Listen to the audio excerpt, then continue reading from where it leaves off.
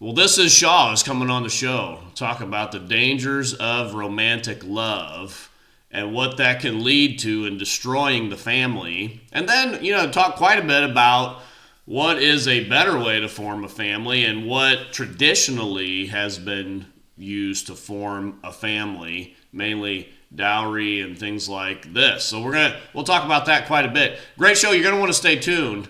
Let's get to it. Hey, Shaw, I wanted to have you on my channel just to talk about the dangers of romantic love. I think was is kind of our subject tonight. It's an interesting one, and I think specifically I wanted to talk about in Scripture in the Bible. There's a word eros for romantic. The Greek word is eros for romantic love. Now it doesn't show up in Scripture at all. So Hmm. when Scripture talks about love, it always uses different Greek words and not the word for eros, which is an interesting one. But anyway, yeah, go ahead, Shaw. Introduce yourself and your channel. And I think you've been doing some great work on your channel. I've been watching it. Good stuff over there. Thank you. Yeah, appreciate you having me. I go by This is Shah, and I have a channel. We discuss a lot of things, but I used to work at child support for 5 years, so I was a child Mm, support agent for mm, an agency. Sometimes I share my thoughts on that, or I'll cover a story if there's a high-profile child support case in the news. The most mm. recent one is, Elon Musk and Ashley Yeah. St. Clair. But yeah, aside from that, I know you found me from my discussion with Paul Elam. Yeah. Yeah, we discussed bride wealth and dowry and had some other conversations there. So I've been Mm. focusing on that stuff. Yeah, that's really good. So, have you dug into it all? Like the one thing I wanted to start out with Mhm. is the word eros in the Greek. Eros was the god of, or one of the gods maybe, of love, of like Hmm. romantic love. And his counterpart in Roman culture, then, because they had the Greek gods and then Rome just basically stole Oh, the Greek gods and yeah. renamed them something else. But the name for Eros in Rome, in the Roman world, was Cupid. Okay, yeah, we're And all familiar with Cupid, at least yeah, from, cartoons when I was a kid, yeah, like yeah. And Hercules. Cupid, we all just think Yeah. he's like this really funny little kind of fat cherub. There we go. Yeah. Like this fat little cherub guy that shoots arrows at you, and then you're like you're smitten with love Yeah. for someone, which is kind of what they did believe about arrows, like in the Greeks. But they actually were. There's some literature that talks about how they were like they feared arrows. Like he was a god that they thought you don't want to get hit by one of his arrows or struck by his, I don't know if he had a bow exactly or what. I know Cupid kind of was depicted as that. I don't know if arrows did, Yeah.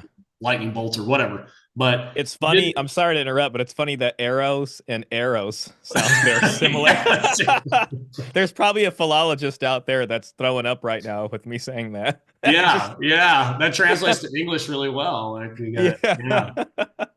That's good. Uh, I think I could kind of hear, kind of what you're saying there in the sense of like it was seen as something where almost being infected by love. Like Yeah. it's something that kind of takes you over and maybe separates you from reason. We even kind Yeah. of look at it nowadays like that, where it's like sort of, you have your rose-colored glasses on or something. We have all these expressions, and Mm, it sort of leads us to make decisions that aren't exactly rational. I mean, sometimes people will describe it that way. You know what I mean? Like, well, you can't look at these things. You just gotta go all in and have yeah. faith and love or something like that. So Which is I could, probably usually women talking that way if they're yeah, saying, exactly. like no dad ever says that. Like, oh yeah, just like I don't, even if he was an idiot, I don't think a dad would say that. Like, yeah, Yeah, there's some level of like, well, it's easy from the other side. Oh, it's not about the money, it's not about this, and yeah, love conquers all is another maximum we've heard thrown over there. When you kind of look at traditional stuff, not sort of the more recent traditional we've all come to know and love, quote unquote, but mm, it you see families and the way they handled marriage and these very important, events in a person's life is just it's not like our kind of romantic stories today or where, a couple meets and they know what's best for each other and they're mm, going to get a life going. Two families are coming together and they're getting all the tough parts of this negotiation pounded out. There's a marriage contract. There's stipulations on the contract. Yeah. There's all kinds of things you'll find in there. It's not even just about the two people getting married. It's about maybe the parents of one or the other of them and what's going to happen to this property or that property. Mm. I've been reading another book. I showed this one on my discussion with Paul, which was Bride, Wealth, and Dowry. Okay. Um, and one of the authors of this book, this is just essentially some papers from Cambridge University Press put in a book form, but he wrote another book on family and inheritance. I'm Mm. not through that one yet, but I've been reading it, and it's interesting kind of, it focuses a lot on Western inheritance too, especially, which is Mm. what I've been trying to focus on because that's Yeah. that's the most relevant. I think a lot of people maybe hear these things and they think it's like some faraway place that's, not fully developed or something like that. Well, that or it was like, well, this is what they practiced in the Middle East, and Yeah, or India or somewhere far away. But yeah. when I was studying dowry, particularly, I was very surprised to learn how recent it was in some Western nations and how Mm. long it had been practiced. And I know you brought And up that's what you mentioned. Like, what was it? Greece and Cyprus. Cyprus. Yeah. Yeah. Yeah, that was all the way up until the 80s and 90s, when it was finally put into law that they couldn't do that anymore.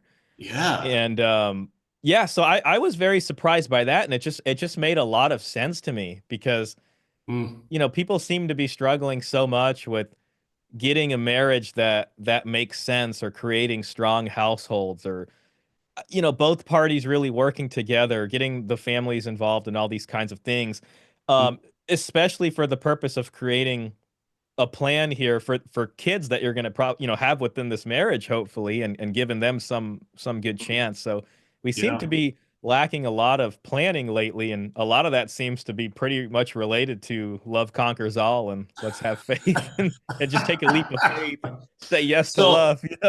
yeah, love conquers. Yeah. So related to that, Yeah. then the Greeks then in a way they feared Eros Hmm. as this god, and even some of the Greek plays like they usually Eros was depicted in this like tragic way. So the Greek tragedies would usually love is depicted as something destructive, which is really interesting to think about because like all our movies now, love is just like you're saying, it conquers all. It's wonderful. Like how could it go wrong?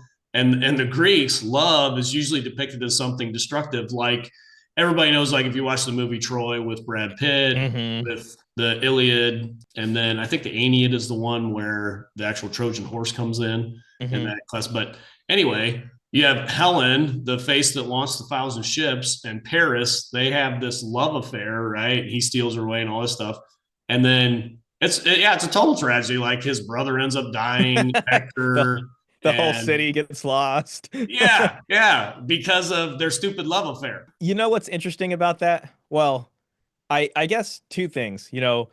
First of all, what's interesting is even stories way beyond that. Like if you think of Romeo and Juliet, complete tragedy. You know what I mean? Yeah, And there seems to be this understanding that when people sort of go all in on love, it and they ends in forsake their tragedy. family.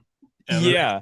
Yeah, they choose themselves or what they want and their families are, uh that's Romeo and Juliet. Even coming closer, I mean, if you look at like I always bring up Dostoevsky a lot, and Hmm. Tolstoy I think is another one, but like stories like Brothers Karamazov, one of the it's about three brothers, and one of the brothers is in love and just obsessed with this woman who is not good for him. And Hmm. it's just very clear in the story that she just doesn't wants to even ruin him so much, and there's another Oh, woman over here that has a great dowry and so many rubles, and it's just a much better match for him, and he just can't seem to get over it. And then you have Anna Karenina, which I think that was Tolstoy, can't remember exactly, but Anna Karenina is this kind of story, and I feel like it's one of those literary works that represents this changeover from a dowry system to a kind of romantic love model.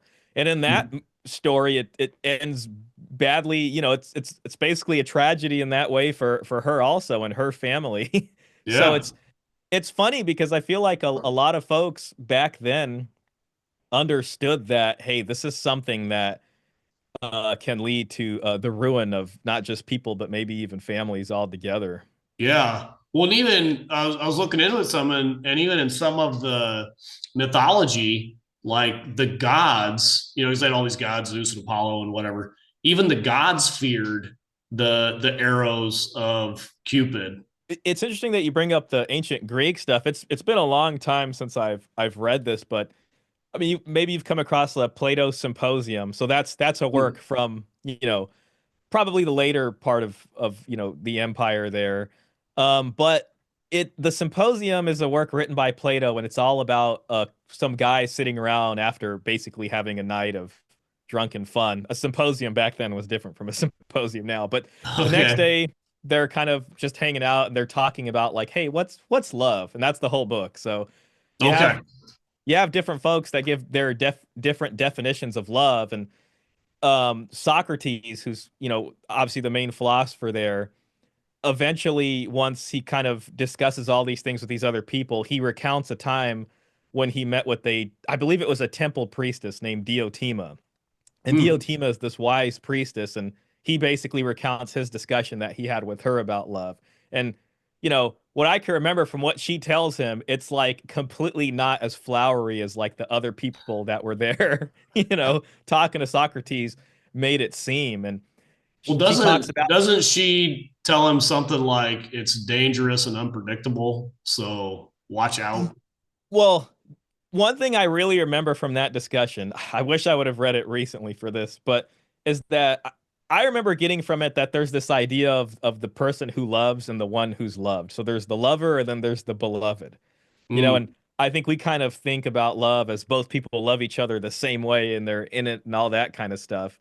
Oh, But it's yeah. kind of more described as one person is the one who's loved and the other person maybe likes being loved. And I feel like we see that a Oh. lot in modern day dating when you think about it. Like people, Well, now isn't that kind of red pill praxeology of like make sure you're in the in chased the position, not the one chasing? it does. I don't remember if Diotima recommended that exactly, but when she was describing it, it kind of reminds me of that. I mean, if you think of a Yeah. red pillar, they'll be like red pillars, especially in the early, well, like 2013, 2014. I remember this, before when you seen all the YouTube stuff, it was they had this concept of one-itis. You know what I mean? That's Mm, what they'd call it. And this mm, was basically the idea like of romantic love or pedestalizing one person that you pretty much think is perfect.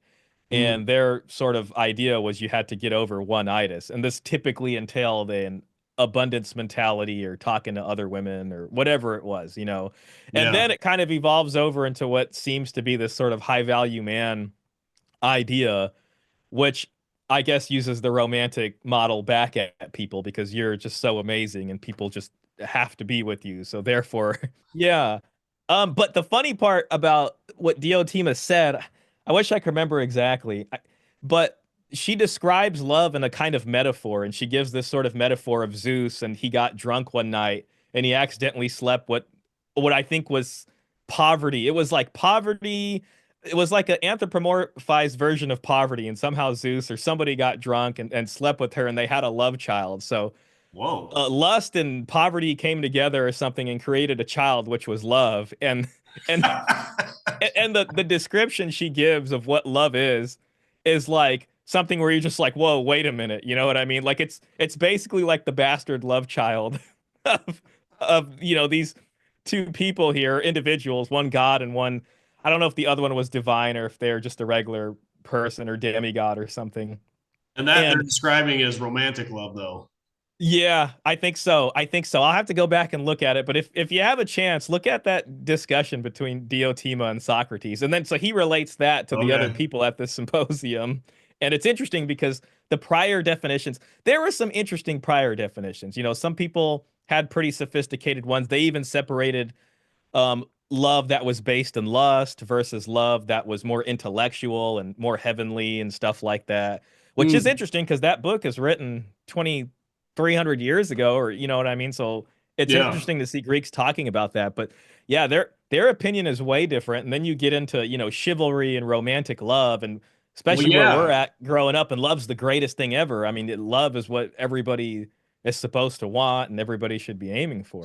Well, let's sit there for a second because you're saying they were talking about the different kinds of love then, because Mm. usually, you know, in the church, there's three different ones in the Greek because New Testament was written in Greek, and so you learn about the three different words for love. There's eros, which we're talking about was like romantic, erotic love, and then Hmm. there's I think there's agape love. storge is another one. Agape. Okay. Agape, which is Yeah. like the God's love for us, the pure and selfless sacrificial love. Mhm. And then there's phileo, which like is where we get Philadelphia, the city of brotherly love. So phileo is Okay. like the brotherly love, friendly love, friendship love. So there's usually like three. It seems like somebody said there's four. I I don't think I remember the think four. storge or storge might be one, which is like familial love. I can't remember if that's Okay, Greek though or not. That might be the other one. okay. Because I normally they just talk about three, but there may Yeah. have been a fourth one there too, or whatever. But interesting though, so when I don't know how familiar you are with scripture, but when you go to the Old Testament, usually when we think about romantic love in scripture, it's Mhm. Song of Solomon is the one. Oh yes, He this is had like a ton of wives and stuff, yeah, right? Like, yeah, yeah. yeah. Okay. So, but there's a book where it's talking about these two lovers and how they've newly married and they're celebrating their love and blah blah blah blah.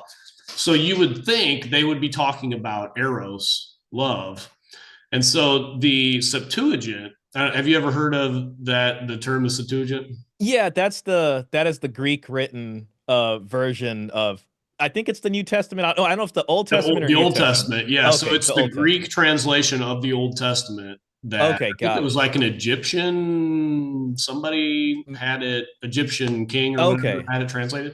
got it, got So it. this is way before the New Testament was written.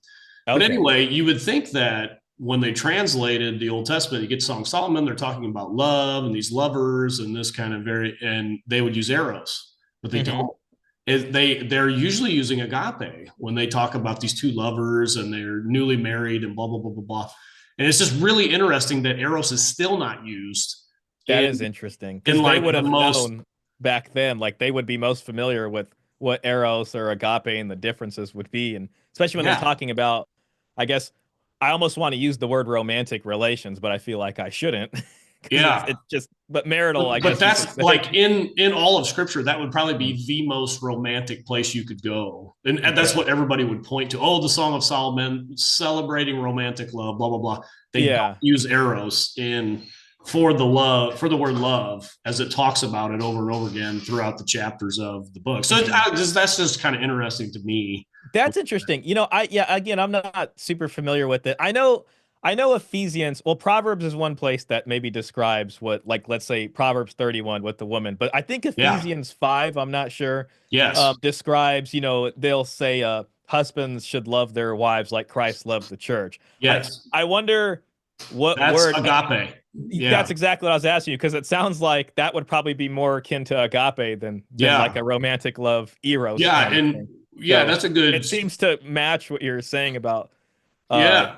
Solomon And there. And actually, yeah, anytime it talks about marital relationships, it's always agape, except for there's one time in the book of Titus where it talks about the older women. Titus chapter 2 talks about the older women need to teach the younger women to love their husbands. And in that case, it's like the only place, I believe, where it uses the love word as phileo. They're like, hmm.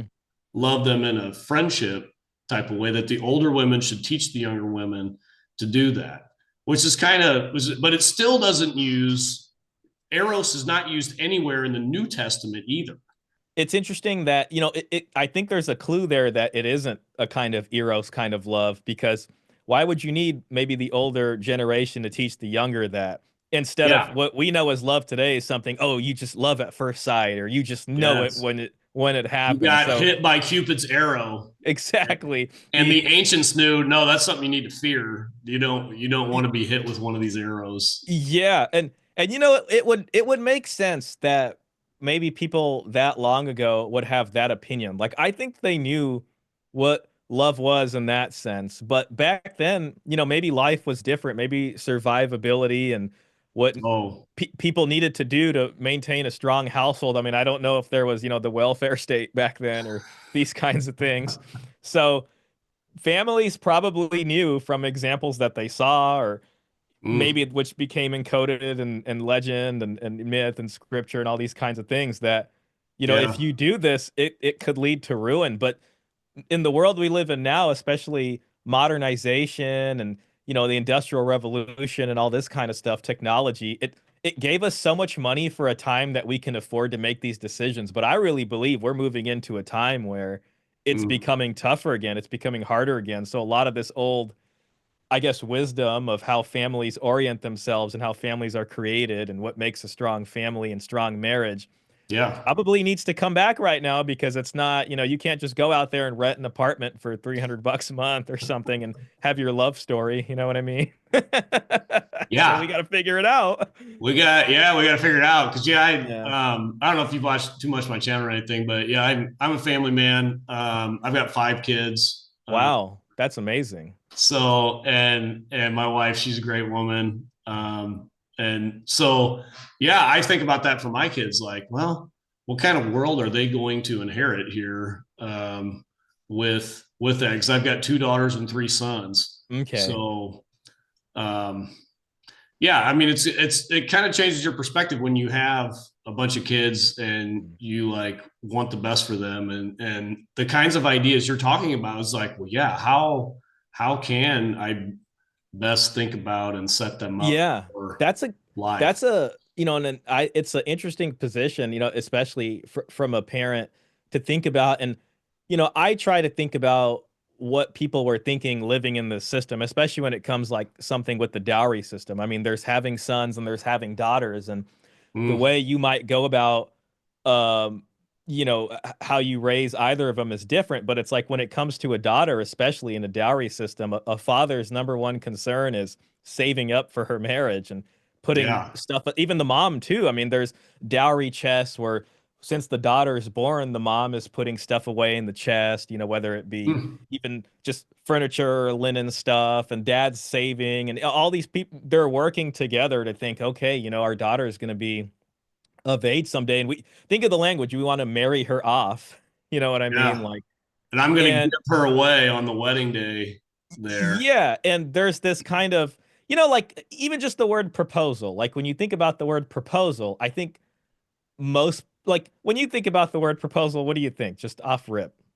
Yeah. So when I think proposal, I think of the chivalric ideal that the man gets down on one knee and he proposed with the ring.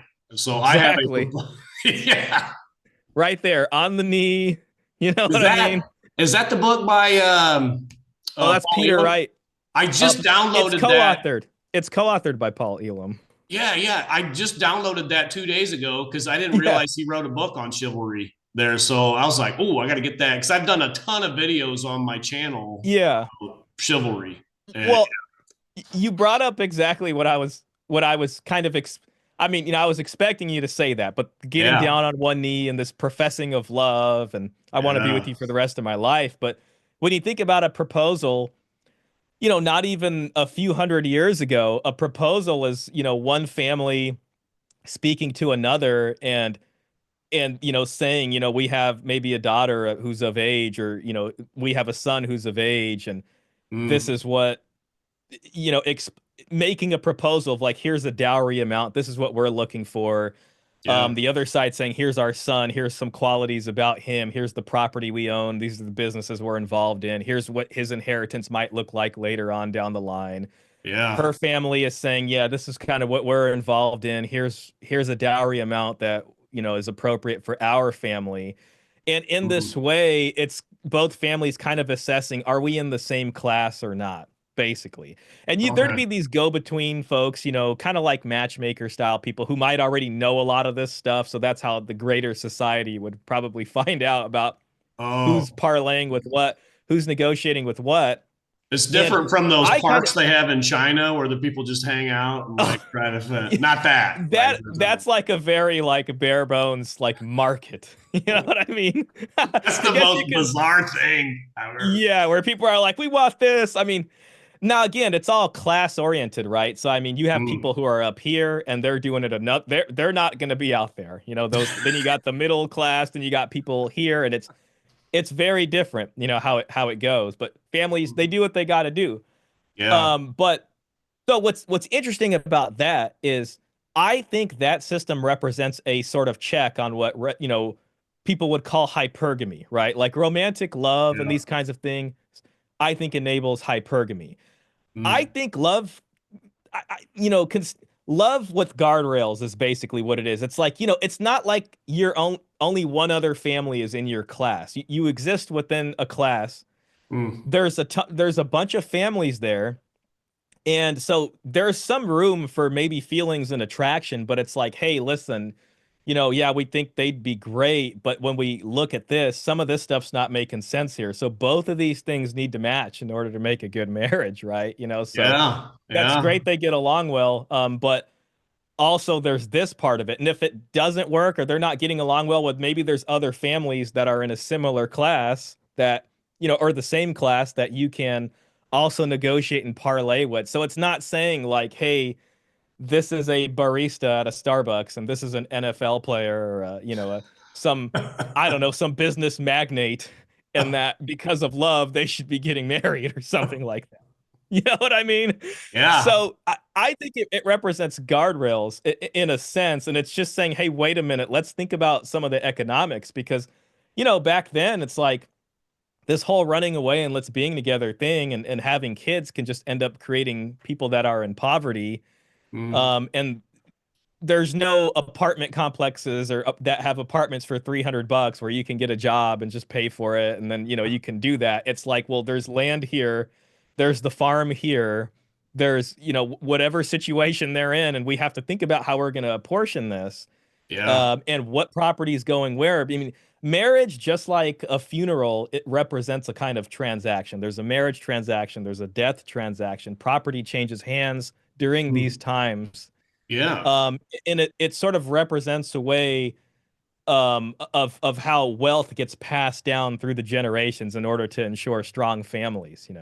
Mm. Yeah, and just when you're talking about all that, it's interesting how um, immature we are just in general in the West when a wedding is happening because it's basically all about the feelings. Like who's talking about those types of things when the average wedding happens?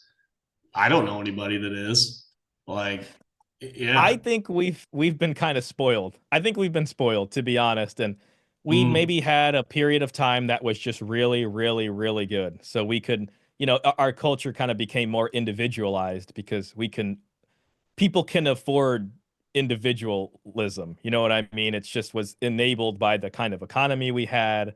Yeah. Uh, and obviously, we'll see what happens in the future. Hopefully, things are great, but it kind of seems like things are getting tough. That's why you have so many millennials living at home with their parents. Things Yeah. like all these different situations, and it's because there's Mm. there's a lack of family planning there. People are like, "You're 18, get out of the house." But prior to that, families were like, "Okay, no, my job as a parent's not done until you're married."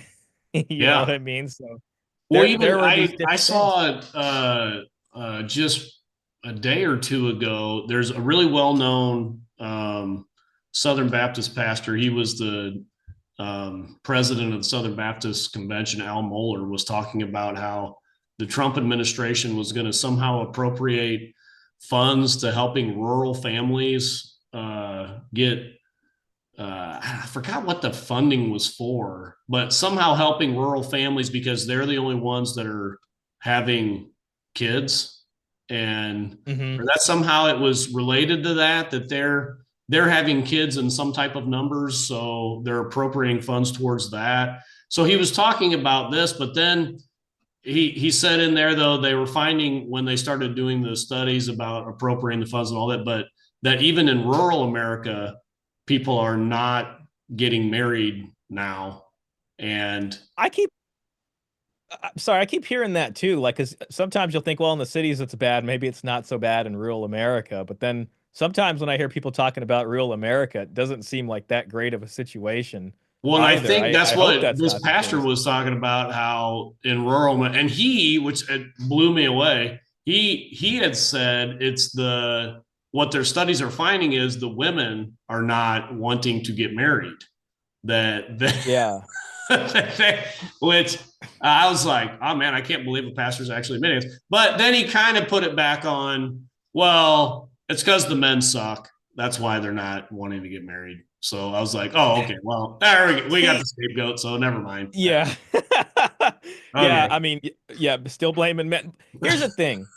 I think a lot of like there's romantic love is one thing, and then that kind of gets put on steroids with social media and all these other things. And I think Mm, one of the greatest challenges our society has is, we've all grown up to believe like, in the past we'll look at and say, oh, there's this stratified society, there's the nobles, there's the peasants, there's the merchants, there's this, the craftsmen, or whatever it is.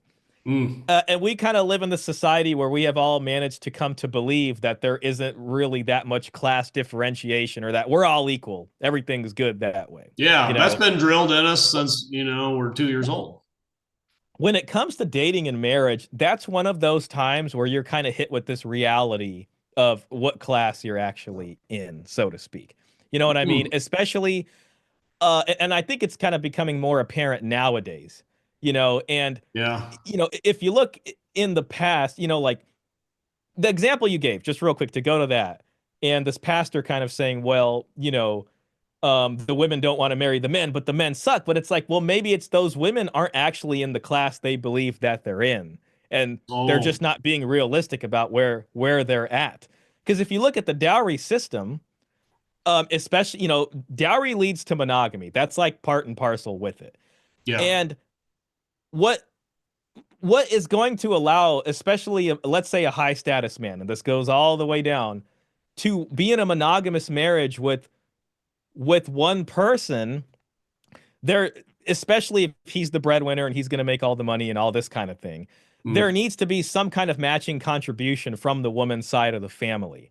And then yeah. that's the proof that she's in his class. She's coming from a family that's in his class, and this creates a match. That is not hypergamy. I think that might be called Oh, isogamy, but that's people within a class. So there's a check there. If oh, you're okay. the king and you decide to marry someone down here because of love, everybody's going to be looking at you like you're crazy. Like the queen seat just doesn't happen because she's beautiful. She comes with a large dowry. And this Okay. sometimes even saves kingdoms or helps kingdoms reach a new period of prosperity. Mm. And then when it comes to, women will even use that language nowadays. I want to be treated like a queen or something like that. But then they bring no contribution whatsoever to invest into setting up this household, and Well, so actually, this pastor is Al Mohler, Dr. Al Mohler, was saying this, and he was saying with the women not wanting to get married that they're getting educated Mhm. by and large, and he actually said like, yeah, and on average, a woman doesn't want to marry a man that has less education that she does. And I was like, oh man, I can't believe he actually admitted that on a show. Like, what? Yeah. It's almost like he's been listening to some red pill content or something. Yeah, I feel like I've heard that somewhere before. I, I'll say this. Well, not wanting to marry below is one thing, but there seems to be an issue with wanting to even marry across in some instances, and everybody's swinging Yeah, up, you yeah, know, yeah. Well, and and or finish your thought. Yeah. well, no, please go ahead, please go ahead. Well, I was just going to say that. So I was really impacted by a guy named Dalrock Oh, who, okay. I know he was kind of like a Christian red pillar in the early yes, days, I yes. think. And I Yeah. really started getting into his blog a couple years ago. And I just noticed like that's part of the reason I started my YouTube channel was I know there was like zero on YouTube that having to do with Dalrock and his blog because he just stopped writing his blog and he kind of just Hmm. drifted like nobody knows who he is or anything. But his stuff was so good. I Hmm. was like, well, somebody should put this stuff on YouTube because it was that good. But one of the points he makes Hmm. in his in a lot of his blogs, when you read through a lot of his stuff, he did a ton of stuff on chivalry, ton of stuff on feminism, and mostly Hmm. just how that interacts with the church, which is what I'm really interested in too. Like, how does this affect the church and whatnot? and I think Paul Elam Hmm. is as well. Um, but Hmm. he died. One of his most, probably the best ones he wrote was that the average Christian woman doesn't want the average Christian man. And it was a really good. I think I put a video out there on that, but yeah, they just don't want the average guy. They might be average, and they don't want the average guy, and they don't have to marry the average guy because they can provide for themselves. So we have a real problem then if they don't have to marry the average guy and they can provide for themselves and they're not choosing to marry the average guy either. Or is what the data seems to show. They're not choosing to marry the average guy. Yeah, part of the problem with that too, and I mean, not to say it's men's fault, but I think one of the things that enables them not to marry the average guy is you got a very small subset of men up here who are having no qualms about sleeping with multiple women and not marrying them. So they will kind of Yeah. entice them, and like maybe they'll believe the woman will believe she's got what it takes to lock this guy down or Yeah. something, Yeah, and that's they would true. rather try to swing up for that. And then what ends up happening is that red pillars would talk about this a lot, and they used to call it the carousel, and that towards us very Yeah. late, maybe right around 30s, when you'll start to see them try to lock down what they'd call it, this beta provider, the safe guy, so to Mm. speak. And it was after kind of failing to get the guy they want for a number of years, and then there's this kind of buzzer beater marriage, or if they're going to do that. Nowadays it seems like those guys are tired of being, the guys that are the, average guy are tired of being that guy also that comes in at the last minute here. So they're like, we don't know about this, and this is where you get MGTOW and that kind of thing. You Yeah. brought up college earlier that the pastor was discussing, and that's an Yeah. interesting thing too. And I think it kind of relates. Also, you mentioned you have daughters and you have sons. That's a Mm. blessing. Yeah. And it seems that this dowry system, as modernization takes hold, kind of gets taken over by what's essentially a college education, right? Because college education represents class mobility. So if you can go to college, you can Yeah. marry someone from a different class or something like that. And parents and families nowadays seem to save money where they do. I think a lot of folks out there don't have that blessing, but where parents are saving up for their children's future, it tends to be in the form of paying for their college, you Yeah. know. Yeah. And then, now you're in this job market where obviously there's still positives to college and finding a good job and that kind of thing, but Mm. it's a tougher job market out there. You're probably wrestling with this problem of how do I help as a parent to help my children find good marriages? And maybe the money you save up for your daughter's college education, I don't, it's like, what would you think? If you put yourself in this time period of where the dowry was reigning supreme just a few hundred years ago, Yeah. and parents were very much concerned about my daughter's marriage and making sure she gets married to a good man and a man that's within our family's class, maybe even up if we can swing that. Mm. Uh, when you think about that, what do you think about this idea of saving money or having this conversation with your daughter and with your wife and other members of your family with her, and saying, there are these good gentlemen from the church who are growing up to be good men, and we've saved this money for you, and we kind of know them, and he's just finished his bachelor's or he's working on his master's for electrical engineering, I don't know, whatever it is, and we Mm. think he's got a good head on his shoulders. We can help you invest into your marriage to get you a strong marriage. Like, do you think that's a conversation worth having with your daughter someday? Or like, what's your opinion on maybe that Yeah, no, strategy, I so to I speak? heard you bring that up in I think the video with Paul Elam, and yeah, I Hmm. do. I guess my first thought of that would be like, I don't think I would need to give them the. They would just like the guy, like you and Paul were Hmm. saying. We men have been conditioned to think a woman should never bring anything to the marriage anyway. So my first thought was like, well, shoot, I wouldn't have to give him any money. He'd just marry her anyway. Like you'd just be like, oh, And probably that guy that's at your church or that in your community is probably being raised, brought up on that. I yeah, think the tough part is you kind of live in this culture which makes divorce very easy, mm, and has this sort of implicit sort of 50-50 finance split written into the law. Like you don't know what the marriage transaction bride price or dowry is going to be until the divorce happens. Then they start figuring out what the cost is, at least Yeah. from especially from the provider's side. Yeah. But I think there is this aspect of a daughter knowing that her family invested into the man to create a household that makes her leaving this situation more of a kind of disrespect, not just to her husband, but a disrespect to her own parents, to her own family, because they Oh. worked hard to set her up there. And if she walks away from that, she is in this way also destroying her family's hard-earned money, which was put into an investment for a marriage for her. Yeah, What a that could dowry be a really. real thing that yeah, they wouldn't want to disrespect the family because it makes me think so without getting too personal here, I have a family member Mhm. who divorced her husband when she was 71, been married for Oh 43 wow, years. wow! Sorry, I didn't expect to Or hear that. I thought you this were going to is talk about like a 30-year old. no, this is the most bizarre thing. Yeah. But 43 years of marriage, Wow. 71 years old, divorces her husband finally. And the thought that some people had, like, why would you wait that long? It was after her father died. Then she did it. Yeah, I kind of see where you're going with that. It was So that just makes this. me want, because nobody knows. Nobody knows for sure what's going on with this family member. That does seem odd that it How long happened was it after her father passed away that she? First of all, within it's a a blessing year. if she's 71 and she had her father in her life all the way up until 71. What a Oh, blessing that yeah. is. Yeah, We no, got to that's study true. what the diet of this family is and publish a book. Yeah. But wow, yeah. See that's an interesting aspect right there.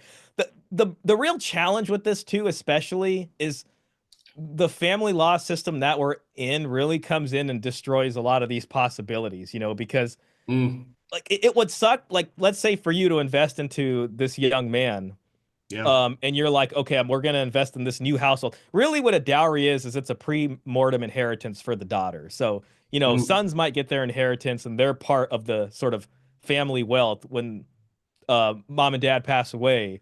yeah. But Which is a dumb daughters, way to pass on wealth, by the way. You're giving your wealth to your kids at the time when they need it the least. exactly, Like, exactly. You took the words out of my mouth. What I was going to say is the beauty of the dowry system is it has embedded in it this nice plan for wealth distribution throughout the generations at the right periods of their lives, so a okay. son's getting married to a woman who's getting her portion of the family wealth at that time, and they're Yeah. setting up their new household.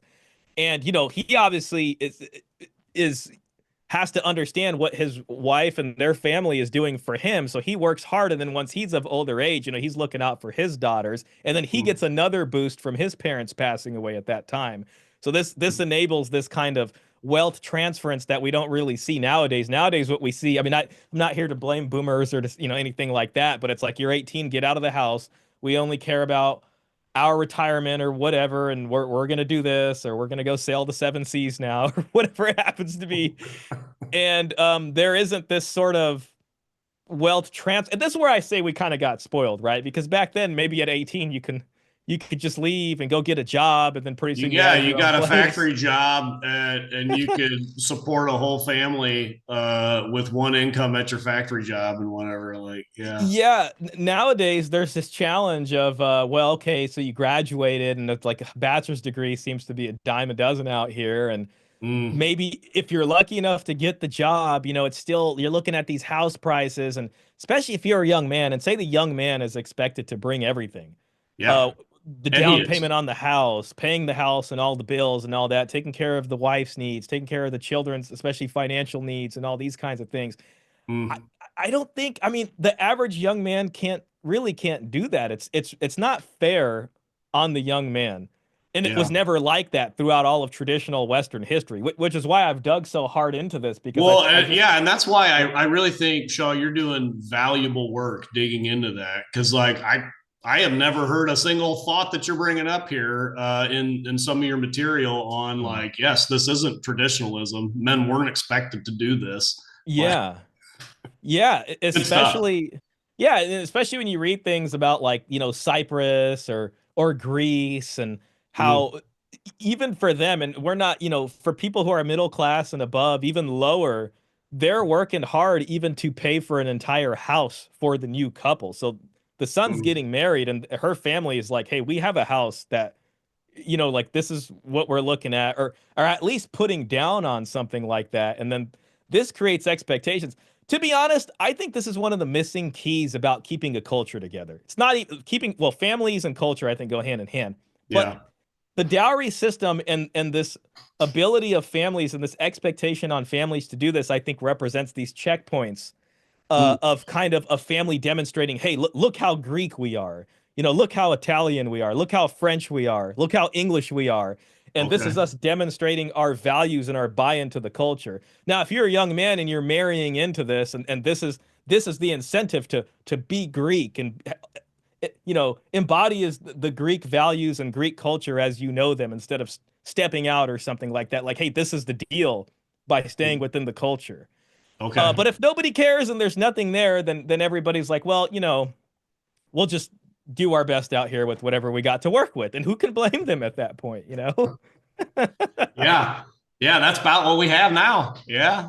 Uh, Yeah, so that's well, but going back to your like what I would do for my daughters, I just like if there was like a dowry thing, I don't know how that would still work because we're still so inundated with what we're talking about with romantic love that I'm pretty sure I don't think I could logically make my daughters understand like, no, it's not about romantic love. You don't yeah, have to have the tingles from this guy. Like, yeah. See, this I is don't know where I how you would get around that. that and it's a totally fair question. I mean, we are dealing with a sort of behemoth issue here, and this is where I tend to kind of focus more on the guys because the guys are on the other side of this equation, and a lot of them I think tend to overinvest or over leverage themselves. Given especially the family, we don't even have at fault divorce anymore. Yeah. At fault at least made sense with some of this because if the guy did something bad, then of course the court would say the wife is the injured party here and she should retain most of the marital assets and things. If Mm, she steps out on him, and he would be the injured party, and then likewise the court would render a decision based off of him being the one who's injured here and she committed fault, and it would make sense, especially so mm, there's less of a fear to invest all of your life's wealth and working hard and putting in this into a marriage. I yeah. think counseling men to when they're out there looking for marriages to be tougher on their prospective spouses of, hey, what are you contributing to the household? I've saved up $100,000. The average house is $500,000 here. Where's your 100 grand at to put down in this? Something like that. I Yeah. think would make it would at least put pressure back on her side of the equation and her family side of the I equation. You I know? do. I agree. I do have a friend that, man, I still scratch my head about this guy because he was like very irresponsible, didn't work hard. He went to college and just screwed around. Did like a 4 year degree. Took him 5 years to get a 4 year degree in like parks or so like recreation something or other for park Forest Ranger or something. forest ranger type stuff or whatever. Forestry. Because I was like, Yeah. what? And so he got that, did nothing, got a job, had nothing to do with his degree, just screwed around, had this Yeah. huge college loan because he spent like all this time in college, didn't work. I don't think he worked a Oh, job the whole time he was in college. Huge yeah. college loan. And he somehow married a girl who had her father. It's kind of like what you're talking about. Her father had invested very well and worked hard his whole life and gave her. She had a not a trust. It wasn't a trust. It was like a bunch of mutual funds or whatever Hmm. that were hers. And so like when they got married, she like paid off his college debt and Wow. Good deal for did him. and it was just like and I was like, man, this This guy guy lucked out. he lucked out. He Yeah, but fell it's into a like pit of gold somehow. Like, and it wasn't, and the thing is, he lucked out, and it was luck because it yeah. wasn't like he had 10 women lined up and he was like, well, this one's bringing this one's bringing this one. No, it was Yeah. like just this one. And he Yeah. like pulled the lucky card to get this. Yeah. That Like she that was the sounds only prospect he had. And that sounds like look, you better treat that woman amazingly. You better be making breakfast every morning and bringing it in bed and doing something. I mean, yeah, it was nuts. Like, and the cool thing is she had a pretty large family. And so like all her brothers and stuff came over to like remodel their house when they bought Mhm. kind of a junky house and they like completely gutted it and remodeled the whole thing and all this stuff. And so her family did like all of that. They came in and just like did all the stuff and blah She blah blah. sounds like she's from a really good family. I mean, they're all Yes. involved and they're But it doing was like you're everything they saying, can to he get them set up on the right foot here. yeah, it's like you're saying though, he unknowingly picked like this one's bringing some pretty awesome stuff to the family, really good Hmm. family funds, blah, blah, but he didn't do it on purpose though. That Yeah. was yeah. Yeah. Yeah. It wasn't like his dad was sitting him down and saying, like, listen, son, um, you need to think about this. I know, you know what I mean? And that you've Yeah. seen that from the other side. Like, I like to kind of look at literary things or I'll kind of read about stuff and that those are very real conversations happening within families. It's just like, hey, listen, Well, there is a do you think those sorry, go ahead. conversations happen? It's just for the daughters. Like, listen, No, daughter. I think it's for the sons too. Because the Well, I sons mean, like might today make a bad. in our modern society, I think those conversations still happen, but it's pretty much just for the daughters. Like, listen, daughter, I this know what you mean. guy. It's like, yeah, make sure you choose a guy who can. Well, yeah, and it kind of dovetails nicely into this. The man needs to be the provider, and women Yes. don't have to contribute anything financially. So yeah, they get this.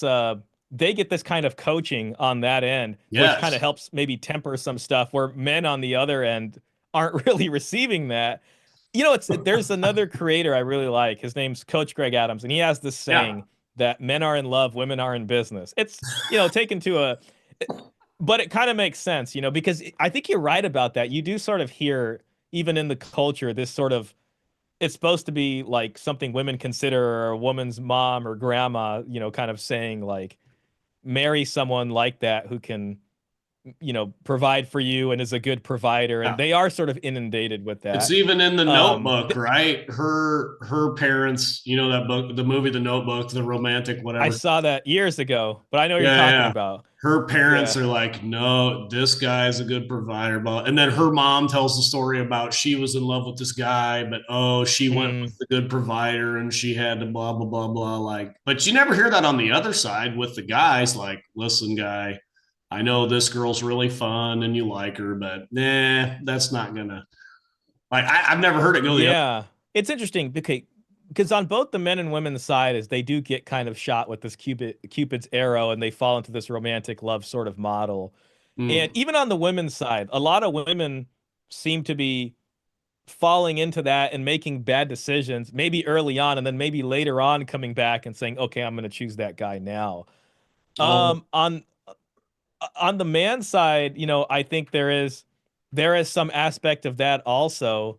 And it's kind of wound up even in how they view their own masculinity. Like you're supposed to be the provider, so you should never expect to ask them to contribute something.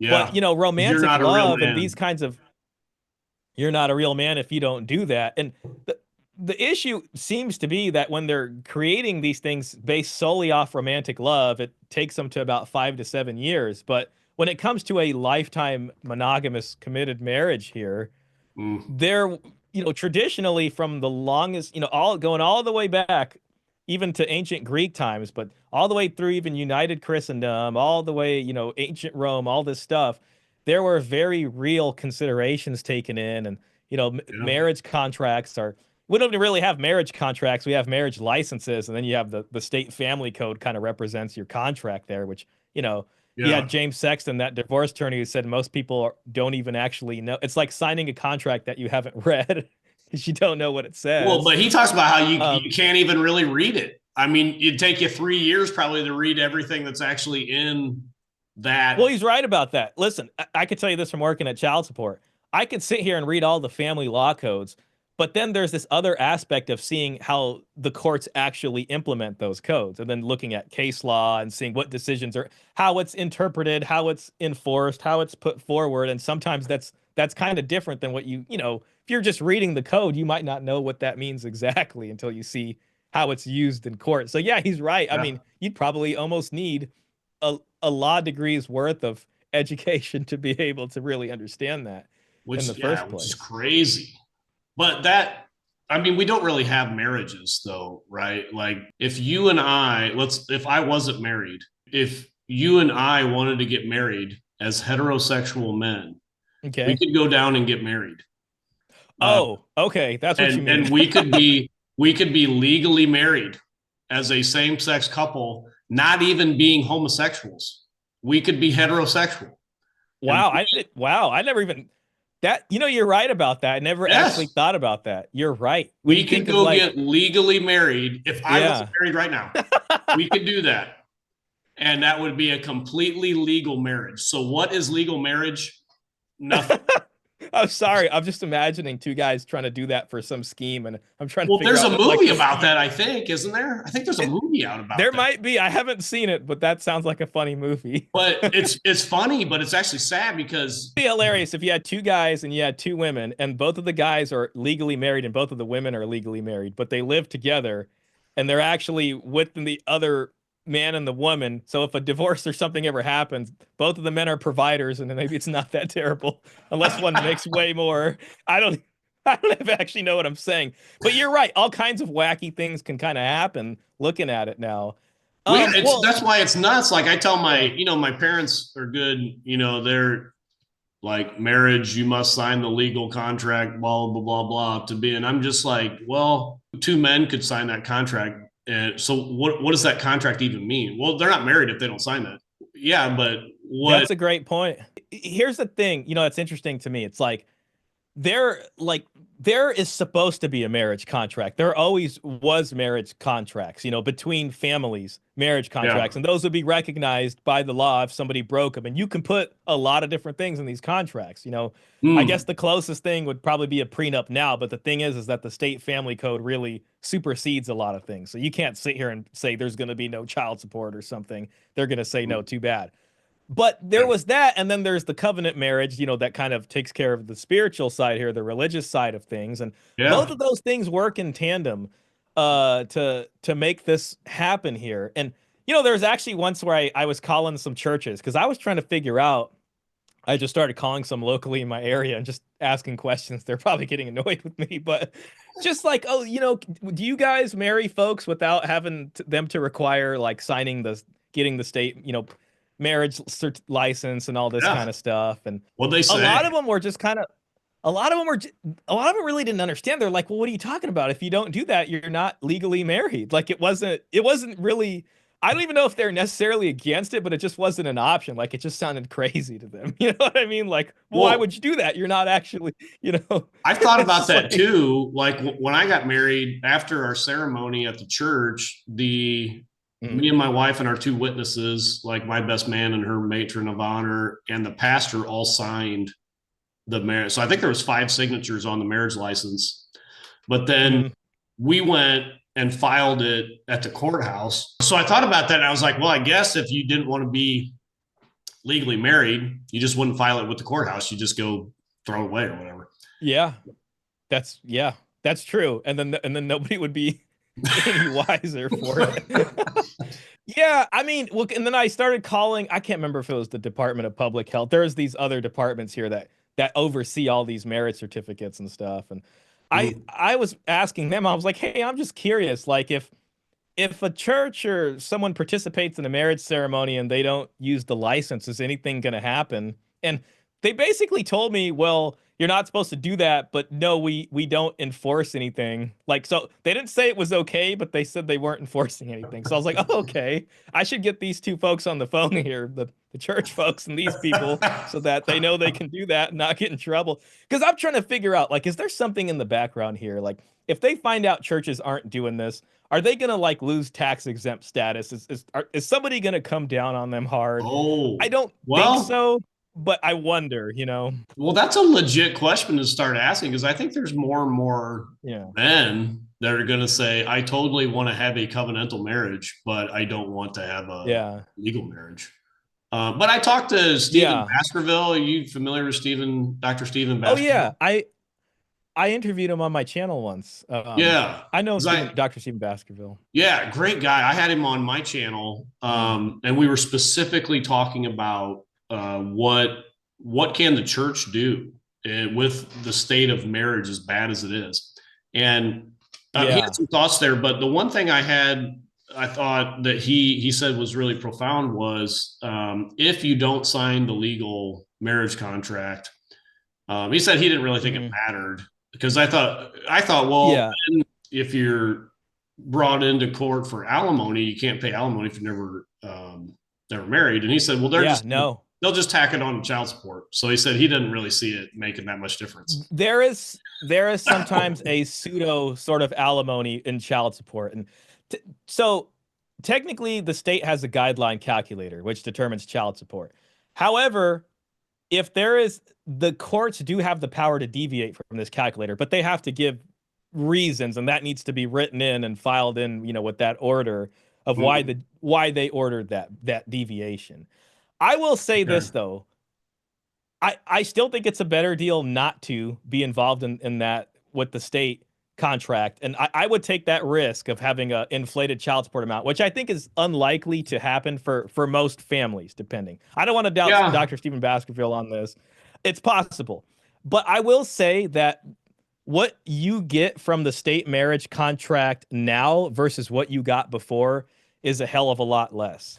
And Mm, the reason for that is because of welfare and kids being born out of wedlock and the sort of monstrosity that is the current child support system. They have actually created other legal pathways to get the same thing that you used to get from marriage. So it used to be mm, that, first of all, you had at fault marriage, which gave both parties benefits, but at least gave men some protections. yeah. Second of all, like your children that are issued, that are born from your wife here, within a marriage, you are presumed to be the legal father. So this is important for parental rights. But after all these kids started being born out of wedlock, they created other legal structures. So one of them is the acknowledgement of paternity. And Mm, what they'll try to do is intercept people at the hospital because when a child is born, what they know is that most likely both the father and the mother are there. The father is present with the mom as she's giving birth. So if they yeah. can get him to sign over there, then that takes care of legal paternity. And later on, if they split up, child support can say, hey, look, we already established paternity at the time of birth. Let's just go after him instead of us trying to have to establish paternity through the courts. So Oh, if you're not married and you're, let's say your covenant wife here, that you're married through the church, gives birth, you just sign this acknowledgement of paternity at the hospital. It gets filed at the state and it's the same thing. You mm, have all the parental rights. It's the same exact thing. So that's one thing that sort of chops at the tree of this state marriage contract that makes it less important or more obsolete. Another thing is custody. Having the state marriage license or being involved with that doesn't give you some special claim over custody. Custody mm, laws are separated, and it's really based more about on cohabitation and the relationship that you have with the child. So if you're living, obviously you guys are living together in one house and you're cohabitating, the child knows you as dad. When it comes to fighting for custody, then it's going to be the same thing as if you guys had this state contract or not. You know what I mean? So oh. it's like that's Well, yet another thing. does that vary by, because it seems like I've heard that varies by state, that sometimes Yeah. if you're married, that does help with the custody stuff. But I could be wrong on Yeah. that too. I don't know. No, well, yeah. I mean, listen, I think it's great to be cautious and to double check, your family Yeah. code there. I will say from what I have seen, it it's more about cohabitation and Okay. relationship that you have with the child. That tends to be from what I've seen about how these kinds of things, work out. So you In could in theory California. be yes, in California. You could Yeah. be in theory legally married and then maybe never be around your family and never seen your kid once in theory, and you being married, Mm, it's not going to won't help. mean you get to go into ask for custody and not have to fight this uphill battle. So Yeah. obviously if you've been in the child's life and then a child, it could still be tough. Some of these people out here make custody a nightmare and you still got to spend thousands of dollars. Mm, That's the part that sucks. All I'm saying is that this marriage contract isn't exclusively giving you some special things here that help you in these realms. So it's like when you as a father thinking about what you get from that is very little. They got rid of the whole at fault benefits that used to help men out with certain things.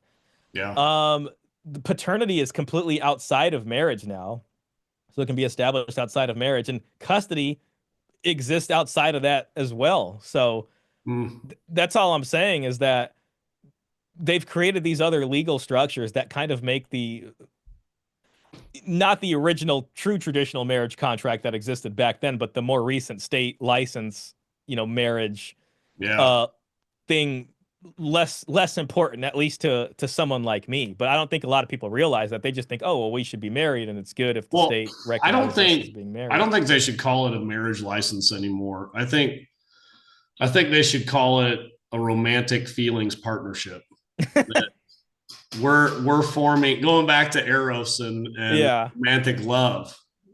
The marriage is all about romantic love. So we should just call it a romantic feelings partnership. And yeah. then it'd be clear on what it is. Because when the romantic feelings go away, that partnership is probably going to dissolve. It's interesting too because that, what it really does is it merges all of your assets and creates a kind of community property. That's where this kind of effective 50-50 comes from.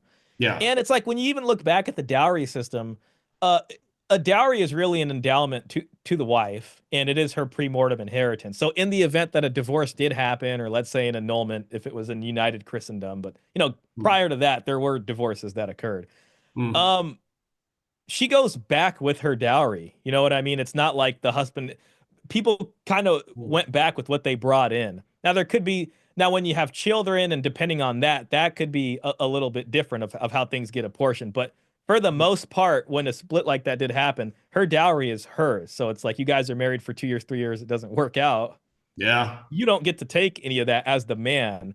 Now in a I was gonna say, if my wife would ever leave, she could have all my stuff as long as I can have my kids. Like, all my stuff. That's what a lot of guys end up doing. I mean, and I can tell you just from working in child support, we didn't have power to do anything with custody, but I'd have a lot of guys talking to me about it and asking me about it and wishing I could do something, but I can't. All I can do is tell them to go across the street and file with them.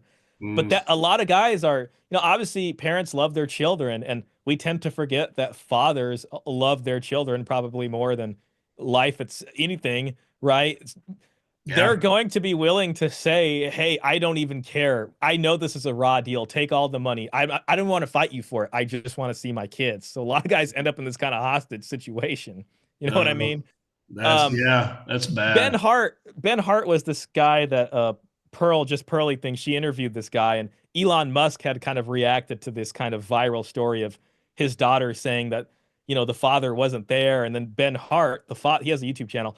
The father came out and corrected and said, "No, I paid $1 million in child support," and he Oh, showed I all these saw things. that guy. Yeah. That guy, he was one of those guys where because he He was got put talking in about it. jail and stuff, didn't he? And Yeah, he was expected to pay this crazy amount, and he's like, "Hey, I just need some time." The mom was chasing away clients by trying to get him to, talk in court, and they're like, "We don't want to deal with this."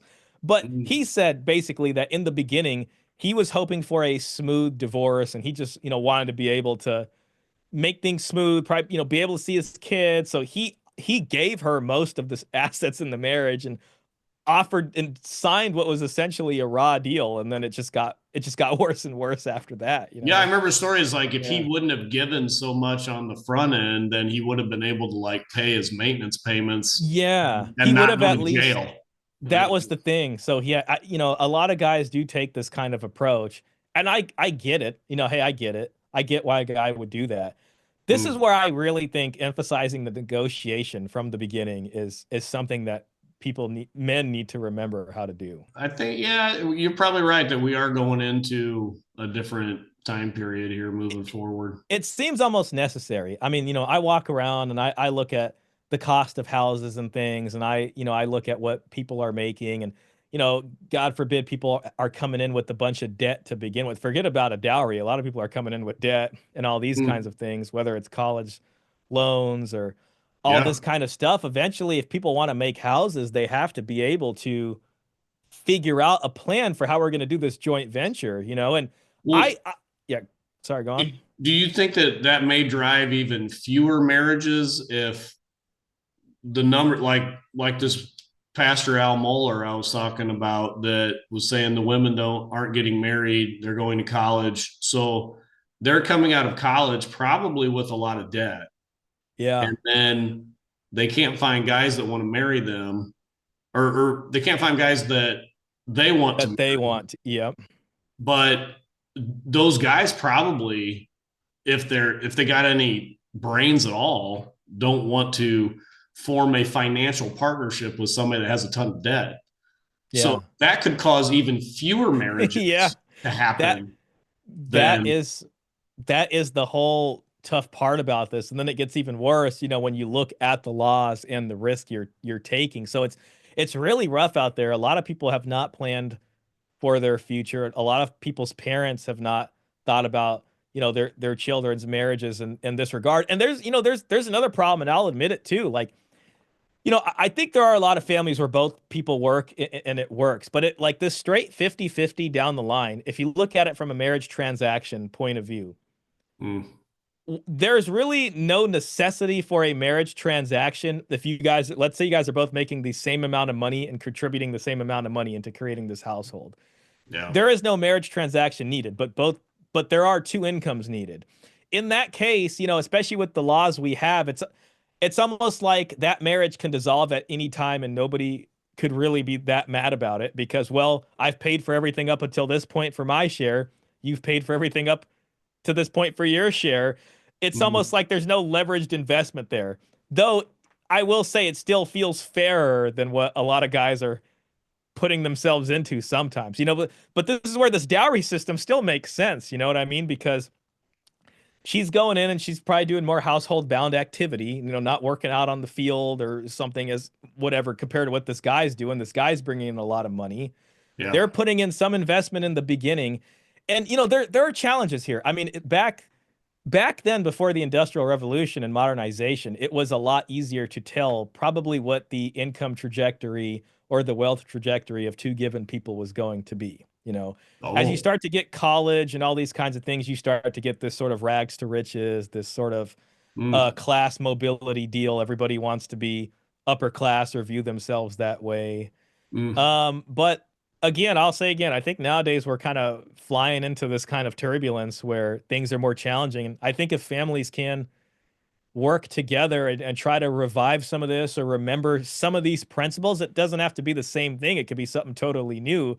But I think people yeah. need to start thinking creatively about how they're going to do this. Well, so I believe you're right for another reason, and not to get too conspiracy theory on you, Hmm. but I think it's just simple math that we're heading into population collapse. Elon Yeah. Musk talks about it all the time. I think because he understands math, and Hmm. it's just simple math that the population is going to collapse because like no one's having kids. So Yeah.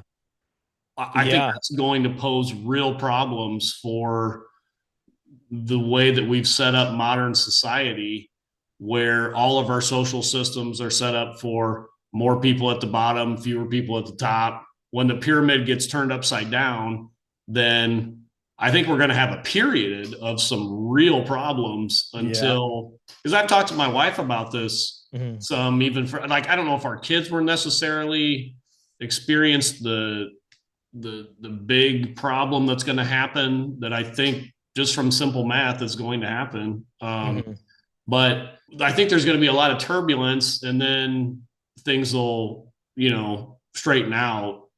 But because she was saying, well, if you have less people, you'll need less, because I don't think we'll be able to create the resources that we'll need, because there won't be enough people to drive the trucks, plant the fields, produce the pharmaceuticals, but whatever, just name it.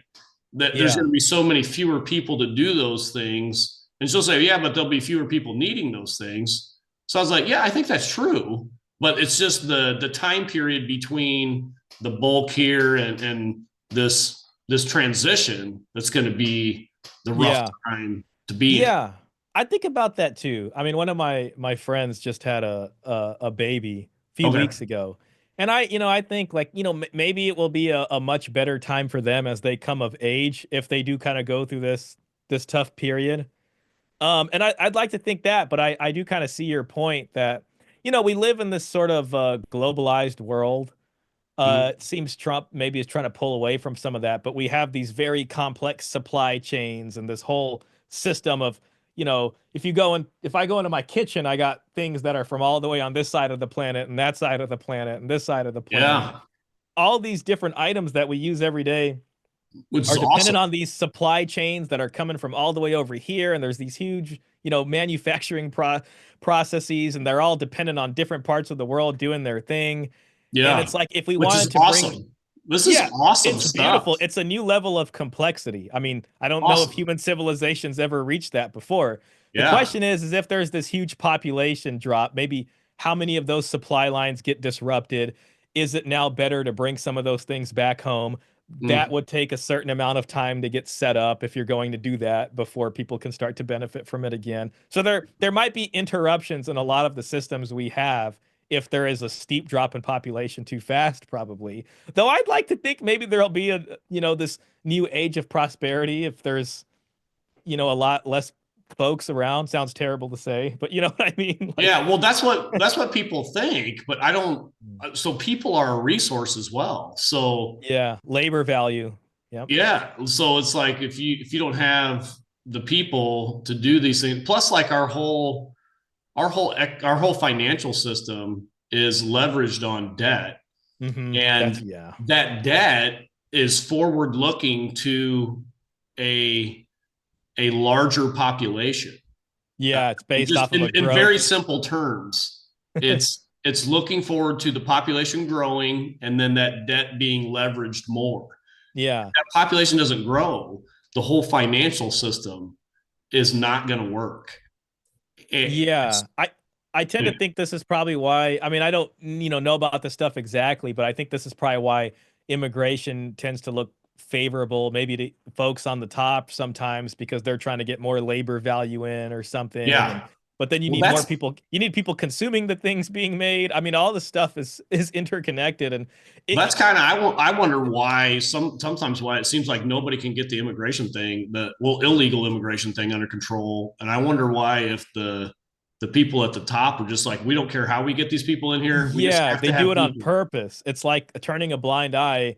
I'll tell you, listen, working at child support, there are certain things there because when we were out here trying to find people's incomes, I can see through people's social security numbers, it would port over data about how much money they're making. So, especially for people working above the table, all that stuff interfaces, and then I can see past jobs, current quarterly incomes. It's child support is a story of big data in its own way. Mm, But sometimes I would see somebody and I would see that they had two full-time jobs and like two incomes coming in under a same social security number. And I'll be like, what the heck's going on? And so I'm supposed to calculate the child support amount. mm, And if I calculate it based off somebody working these two full-time jobs or whatever it is, that would be a very large child support amount that this person's expected to pay. So sometimes what we find out is that no, this person doesn't have to child support to jobs or whatever. jobs. It's that one person's social security number is being used for someone else who maybe is undocumented here and is working a job through a company or something, and they've somehow used this number in order to look Ooh. good on the books. I used to see weird things like that, or Oh.